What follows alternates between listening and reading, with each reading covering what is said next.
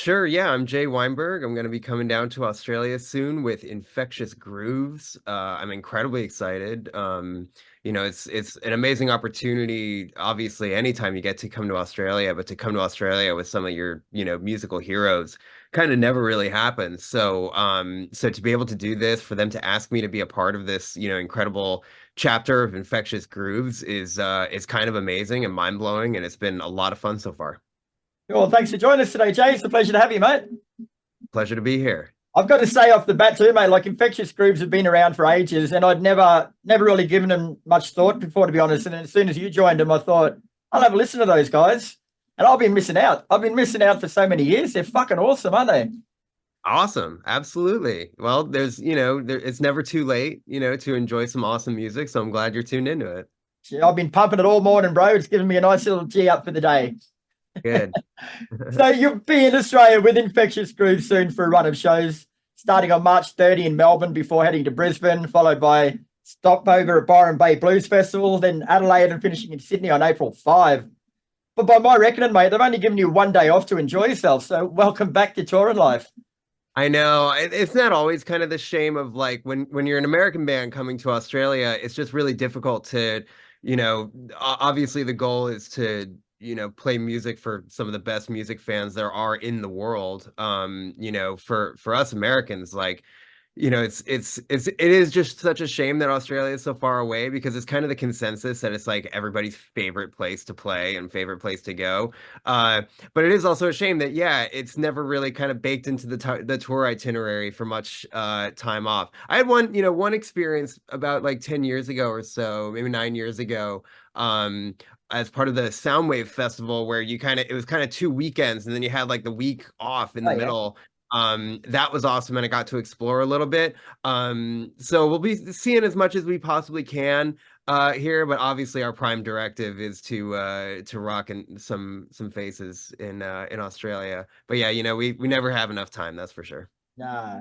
So, like, in reality, you're only playing the five shows. So, that's also this is sort of thing that, like, it's just go, go, go the whole time, and you don't get a chance to take it all in until you're on the plane flying home, or do you sort of soak it up while you're in it and live in the moment?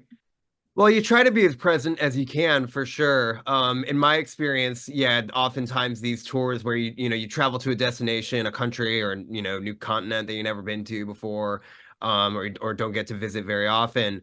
It tends to be yeah, it tends to go by way quicker than you hope or you imagine, and you're just kind of like you're just trying to hold on to a moving freight train. That's part of the excitement as well. That's all part of it. So for me, I think, my experience has always been like there's a job to be done, there is rock music to be made, and that's what we're there to do. And if I can navigate all that and execute on that mission, then I feel like, we've done a good job. And then the kind of extracurricular things of hopefully being able to take in the culture and life and everything that Australia has to offer, that goes for anywhere. But now that we're coming to Australia, we hope to explore as much as we can. And then yeah, oftentimes you end up being on the flight home just being like, what was this week? That was totally insane. And that's part of why we do this in the first place, is to make those connections and to travel to these places. We're so lucky that we get to do it. So yeah, it's gonna be a blast no matter what. Yeah. Now, before you come out here, you're going to be playing two shows in the US. So, how you feel about that, man? Like, are you nervous? Or you like the new kid on the block? Yeah, I mean, I think part of being a rock and roll musician is like, if you're not nervous, if you're not, excited and challenging yourself in those ways, it's oftentimes something like not worth doing. So for me, I thrive on that. I love that opportunity and that challenge to get integrated with guys I haven't played with before. A style of music that I feel is within the framework of the genres that I've been accustomed to playing for 20 years. But it is very specific, and coming into it, having been asked to come into Infectious Grooves, I knew right away that this would be an amazing challenge in that it's within my wheelhouse, I feel, but it's also something that's very particular, very specific, funk and groove oriented, which is fairly new for me. And I'm really excited by that.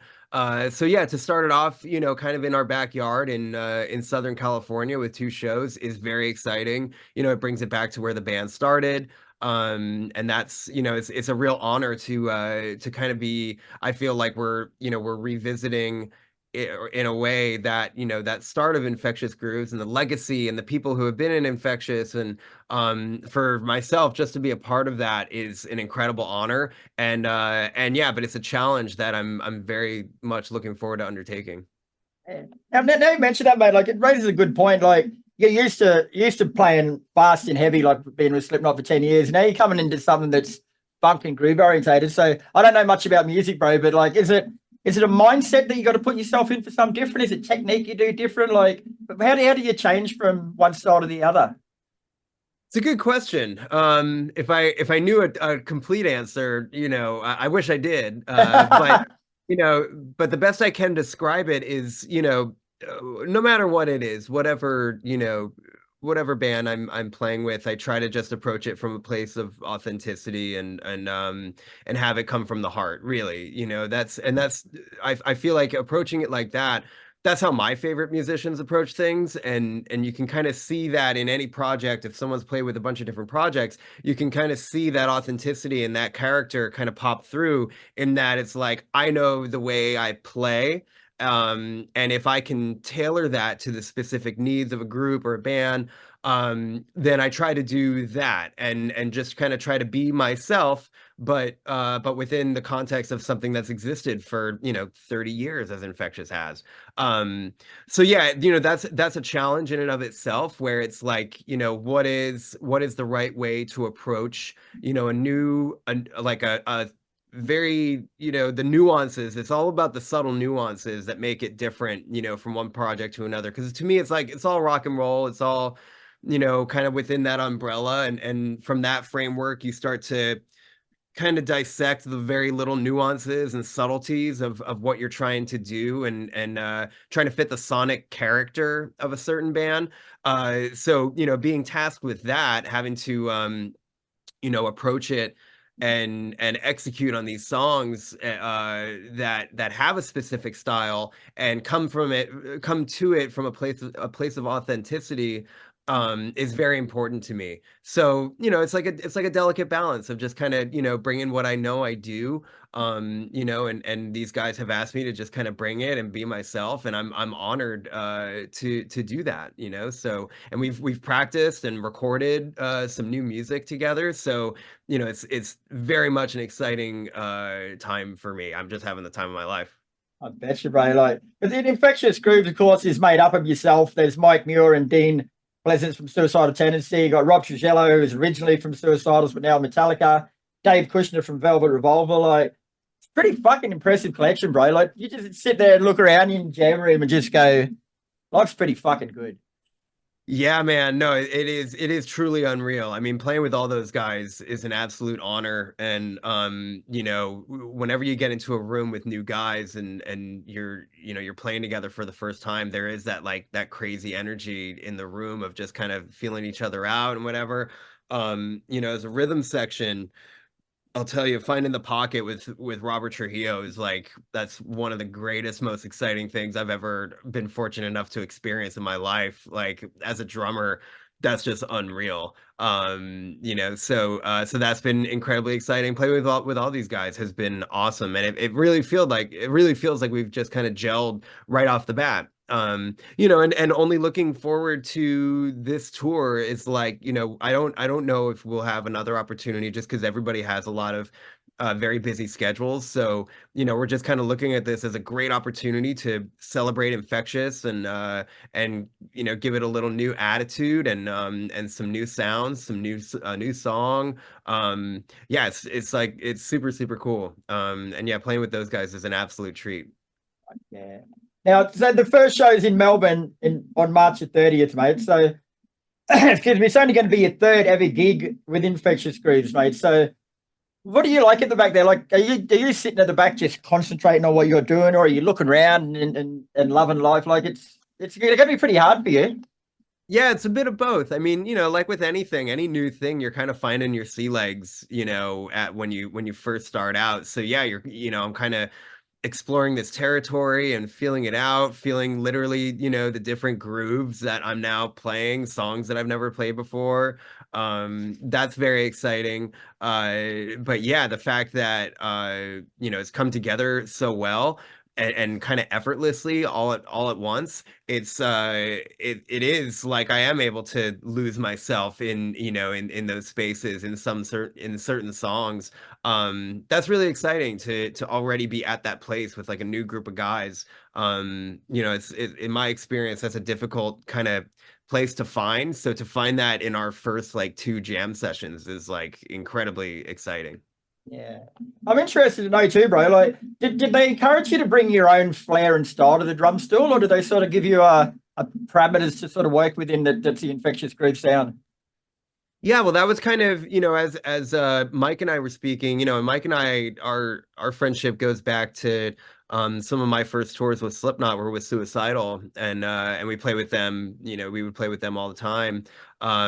So Mike and I kind of have an understanding and have been friends for a little while. And when he approached me to do this, that was kind of what he told me. He's like, we want you to bring you, like I mean, look, Infectious has had a king's ransom of some of the best drummers on earth, playing in Infectious. So, looking to what those guys have done, and I'm so inspired, all those guys have been my inspiration since I was a young person, just figuring out, how to play drums. Um, but so, like I said before, approaching it from that place of authenticity, I think that was one thing that resonated with Mike, as I was speaking to him, getting integrated within this is like, do you come at this with what you've got? And, obviously that's like, the songs are the songs, so we play the songs, but it's like I'm not gonna sound like another guy who's been infectious before, because that's not the goal. The goal isn't to replicate that. The goal is to just come at it from a place of sincerity and a place of like true, have a true kind of true-hearted approach to playing this music. And so when they brought me on board with that, that kind of spoke to my sensibility of like, I know how to approach this. It's about understanding where the songs come from and then figuring out in my own way how I approach that and have it come across, from a place of sincerity and authenticity. Yeah. And is it true that Mike's 14-year-old son was pretty much instrumental behind getting into the band?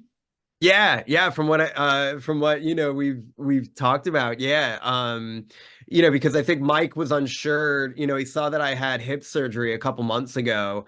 And I think he was unsure about, I'm not sure what his playing schedule is like, when he's going to be back on the kit.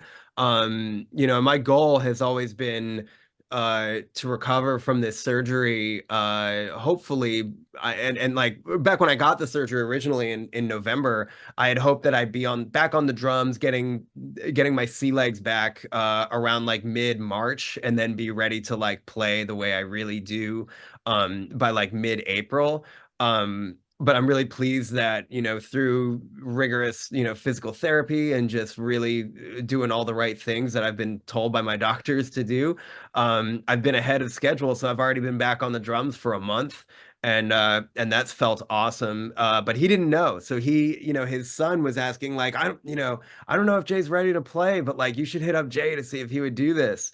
And so Mike was like, maybe he will be ready by then, by mid-March to play some shows. So when he called me to do it, I mean, I was still on crutches. Like I was still kind of getting used to my physical therapy, schedule and everything. But right then and there, I was like, yes, I will do it. I will find a way to do it. I'll talk to my doctor and make sure he's cool with me doing it, but I'm sure it's going to be cool. And yeah, so I'm very pleased that the whole Muir family has it's been an effort to get me on board. So I'm very grateful for that. You got to buy that kid a packet of baseball cards or something, bro. Absolutely. Absolutely. Yeah, we had a great, great hug about it for sure when I got to the practice. I bet. So on the subject of your surgery, bro, like how did it go? Is it something that's going to heal over time and you'll be back to 100%, or is it going to have a lingering effect on you for life? No, I mean, I feel really good right now. It was it was an injury that was like sustained over years of honestly from running was the thing that did it that hurt me the most. I knew Um, exercise was bad for you. yeah, yeah, no, and that's my favorite way of exercising because when you're on tour, you can just like I'm gonna run an hour that way and an hour back, and that was like my favorite way to exercise. But in about the summer of 2017 or 18, I would go for a run, and like 5 minutes in, I'd be in like debilitating pain on my left side, and I had no idea why. But I found out that I had a misshapen bone. My femur, as it goes into my hip, was misshapen. It had a little bit of extra bone. So as I was running and when I was younger, I used to kickbox. That motion would bash up against the labrum of my left hip, and so it tore it over time. And so I, got together with a doctor who does this kind of operation all the time on athletes and stuff, and he was like, "Hey, I do this kind of operation all the time. You should get it done while you're younger than as opposed to risking your joint deteriorating, by not doing anything about this."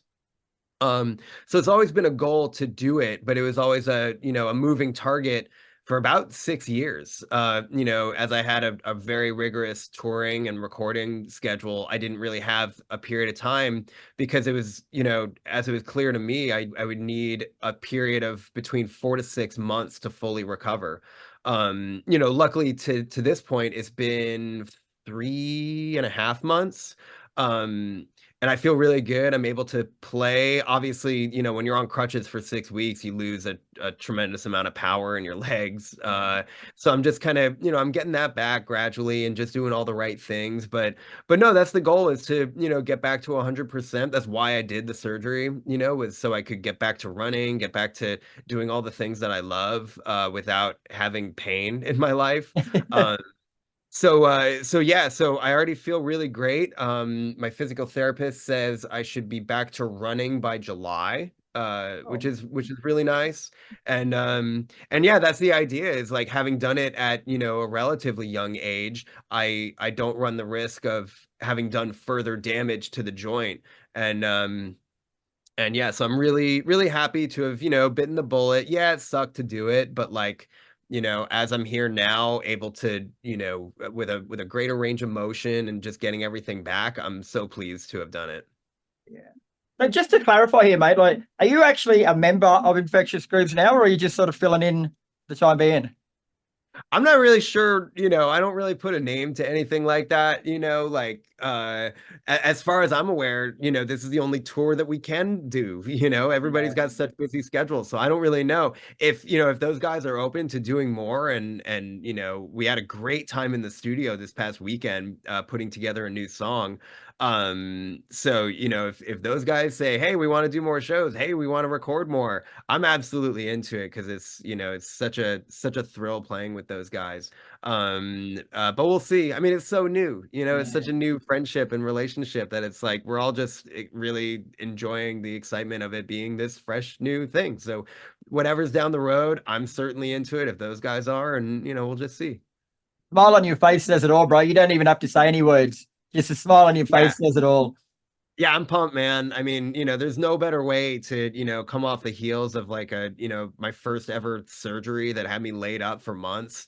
There's no better way to come out of that than to be going to Australia with Infectious Grooves. Are you kidding me? Like, I'm incredibly grateful, and it's just such an amazing thing to be a part of. So I'm incredibly happy, excited, gracious, all of it.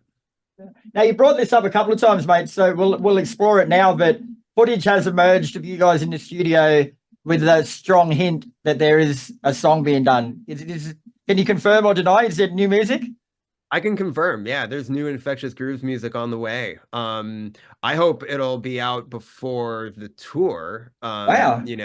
I'm not sure. I'm not sure how, how all that stuff goes. I know, obviously it always takes longer than we always want, we always want like the song that we just made to be available immediately, like that always that's just always the case, but there's, it's got to get worked on. But no, there is new stuff. It's awesome. I'm super pumped on it.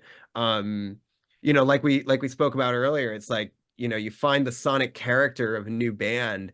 And it is that kind of balance of like, respecting the lineage of the band and where it's been and stuff, but like, having been asked to come in this and approach it from a place the only way I know how, which is just to be myself. That was a cool little, puzzle kind of problem to figure out how to do that. How would I approach drumming on a new Infectious Grooves song? So, with what we came up with, I'm incredibly excited. It's kind of a new style for me. Um, which is exciting, I think, for any musician to be able to kind of branch out and show a little bit of versatility and some different stuff than I've ever really been able to play before. So yeah, I'm very excited for people to hear it. Now, don't just tease us with that, mate, and say it's different and something you've never done before. Elaborate. Tell what can we expect? I mean, oh God, I mean, it's difficult to put it into words just because, like, it's all about the music. That's why we play the music, is because there aren't words to describe, how it is, what the feeling is, or whatever. That's what the music is there for. But I think as people have been kind of putting together, and we've tried kind of teasing it a little bit of what we're doing with some fly on the wall footage of us jamming for the first time. I think as far as my contribution is, like, I can't escape being the drummer that I am. I always will bring the things that I like to play about the drums into it. But that being said, I like to think that, as any musician should, having a wide variety of inputs and inspirations and stuff that filters into the music that we then record and play.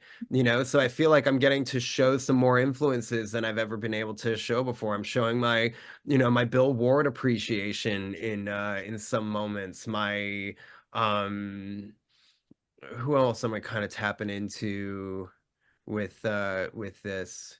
God, it's difficult to put a name to it, but like there's definitely some Bill Ward moments that I was like, wow, like this is where I'm gonna show, my inner Bill Ward Fuck kind yeah. of stuff, you know. That's pretty exciting. But that being said, like it takes twists and turns, and it's a pretty awesome, eclectic showing from Infectious. So yeah, it's a wild thing to be a part of. As you can probably tell, like I'm still buzzing from it. I'm still kind of, you know, we came up with it basically on the day, in the studio. It was awesome to have Adam Siegel involved, who obviously Infectious Grooves fans are, they know Adam. Um, excuse me, to have all these guys involved and everybody in the studio just kind of getting our hands dirty and making it all happen pretty much within the space of a day. We had a basic arrangement kind of in mind, but then throwing it all together and seeing what would happen, that's so exciting to me. Like those are my favorite moments in the studio, where you really, you enter and the goal is to get something inspired and instinctual, and that's what we left the studio with. So I'm very excited for everybody to hear it. Wow. And then at this stage, is it just a one-off single, or you plan on maybe extend it to an album? We'll see. For right now, we got one song. I think that's a good little litmus test for, everybody's, our chemistry and what we're doing here. I think that was just a great idea by those guys to be like, obviously we're gonna play, the infectious hits that everybody wants to hear. But what would it be like if we came with something new? And that's just like incredibly exciting to me, because I'm always the most amped up about new stuff, and to be coming up with new ideas and trying to push something forward. So the fact that that's on their radar as well is really cool. And to be involved in it the way I have been so far is like been such an honor. And yeah, it seems like, it's all coming together, and but I think one song is a good, litmus test for people to hear this iteration of Infectious. Good, yeah. So what's next for Jay Weinberg after this tour, mate? Like, it's been a whirlwind 10 years, but especially last 6 months for you, bro. Like, are you going to take time out for yourself, or are you just going to plunge straight back into something? I mean, I'm kind of I'm always looking for, the next thing to do. I'm somebody who doesn't really do well with downtime. I always like to be creatively active in some way or another, kind of all the time. I'm sure my dogs and my wife are losing their patience with how active I like to be. But yeah, with that said, no, it's I'm very much excited and looking forward to a year of a lot of new things, lots of things I haven't been able to do for years. And we get to branch out in ways that I haven't before. So that's all very exciting. Exciting things that are yet to be announced, I'll say. Um, and yeah, and I'm also, it's some of my favorite stuff is doing things that are a little bit more independent and a little bit more just kind of in your face, I suppose is like a way to put it. Like I've worked with my the drum company that I play, SJC Custom Drums. We've done a lot of DIY events where it's kind of an opportunity to bring like a large scale kind of rock show and just distill it to what we can do in a drum clinic setting, but make it Oh yeah. more than a drum clinic sort of thing. So, I've been asked quite a number of times about the twists and turns of my career thus far and how you know people often kind of are like, okay, so like Slipknot on one hand and Bruce Springsteen and the E Street Band on the other hand, and like, how does one bridge that gap of doing both and making it, like I said before, approaching both from a place of authenticity? Um, so I'm kind of embarking this year on doing a lot of those independent things where it kind of, I want to share in those things and looking to the future, the amazing things that I'm a part of, Infectious and beyond. I'm going to be, yeah, setting up a lot of kind of independent stuff like that, which is incredibly exciting for me. And yeah, there are projects in the pipeline that the world should be finding out pretty soon. So we'll just keep you posted.